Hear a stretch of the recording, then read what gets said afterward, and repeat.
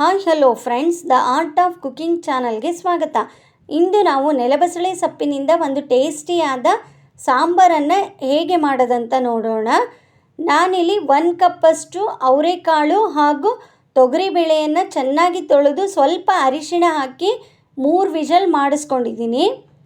ಅವರೆಕಾಳು ಬದಲಾಗಿ ಅಲಸಂದೆ ಅಥವಾ ಹೆಸರು ಕಾಳನ್ನು ಸಹ ಉಪಯೋಗಿಸ್ಕೋಬೋದು. ನೆಲಬಸಳೆ ಸೊಪ್ಪಿನೊಂದಿಗೆ ಯಾವುದಾದರೂ ಕಾಳನ್ನು ಉಪಯೋಗಿಸ್ಕೊಂಡು ಸಾಂಬಾರು ಮಾಡೋದ್ರಿಂದ ಸಾಂಬಾರು ಟೇಸ್ಟು ತುಂಬಾ ಚೆನ್ನಾಗಿರುತ್ತೆ.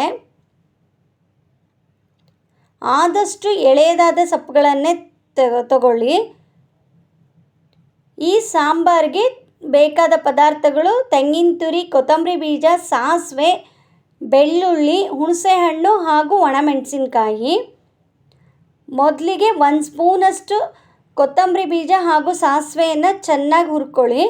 ಆದಷ್ಟು ಕಪ್ಪಾಗದೇ ಇರೋ ಥರ ಹುರಿದ್ಕೊಂಡು ಅದಕ್ಕೇ ಒಣಮೆಣಸಿನ್ಕಾಯಿ ಹಾಕಿ ಸ್ವಲ್ಪ ಎಣ್ಣೆ ಹಾಕಿ ಹುರಿದುಕೊಳ್ಳಿ.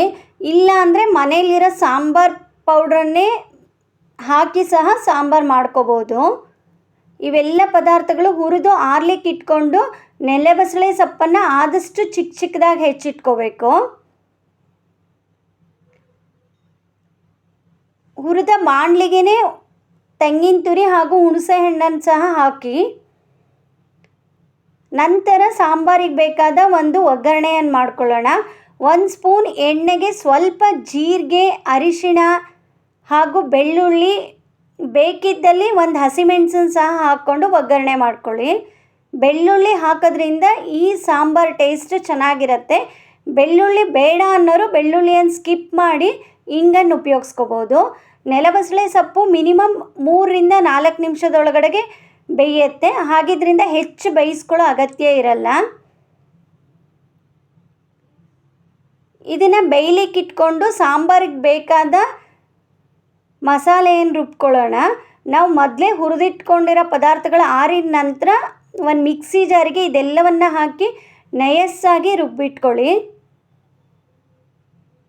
ಆದಷ್ಟು ಹೀಗೆ ಫ್ರೆಶ್ಶಾಗಿ ಹುರಿದು ಸಾಂಬಾರು ಮಾಡೋದ್ರಿಂದ ಸಾಂಬಾರು ಟೇಸ್ಟ್ ಸಹ ಚೆನ್ನಾಗಿರುತ್ತೆ. ಸೊಪ್ಪು ಬೆಂದ ನಂತರ ಬೆಂದಿರುವ ಬೇಳೆಯನ್ನು ಹಾಕಿ ಸ್ವಲ್ಪ ರುಚಿಗೆ ತಕ್ಕಷ್ಟು ಉಪ್ಪು, ಬೆಲ್ಲ ಇವೆಲ್ಲವನ್ನು ಹಾಕಿ 2ರಿಂದ 3 ನಿಮಿಷಗಳ ಕಾಲ ಕುದಿಸಿ. ಚಪಾತಿ, ರೊಟ್ಟಿಗಾದರೆ ಸ್ವಲ್ಪ ಗಟ್ಟಿಯಾಗಿ ಮಾಡ್ಕೋಬೇಕಾಗತ್ತೆ. ಅನ್ನದ ಜೊತೆಗಾದರೆ ಸ್ವಲ್ಪ ನೀರಾಗಿದ್ರೂ ಸಹ ಸಾಂಬಾರು ಚೆನ್ನಾಗಿರುತ್ತೆ.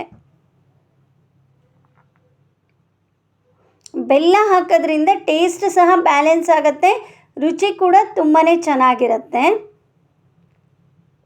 2ರಿಂದ 3 ನಿಮಿಷಗಳ ಕಾಲ ಕುದ್ದ ನಂತರ ನಾವು ರುಬ್ಬಿಟ್ಕೊಂಡಿರುವ ಮಿಶ್ರಣವನ್ನು ಹಾಕಿ ಚೆನ್ನಾಗಿ ಕುದಿಸಿ.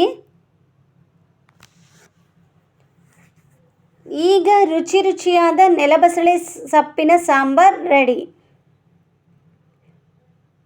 ಈ ವಿಡಿಯೋ ಇಷ್ಟವಾಗಿದ್ದಲ್ಲಿ ಲೈಕ್, ಶೇರ್ ಮತ್ತು ಕಮೆಂಟನ್ನು ಮಾಡಿ. ಇನ್ನೂ ಹೆಚ್ಚಿನ ವಿಡಿಯೋಗಳಿಗಾಗಿ ನನ್ನ ಚಾನಲ್ಗೆ ಸಬ್ಸ್ಕ್ರೈಬ್ ಆಗಿ. Thank you for watching my YouTube channel.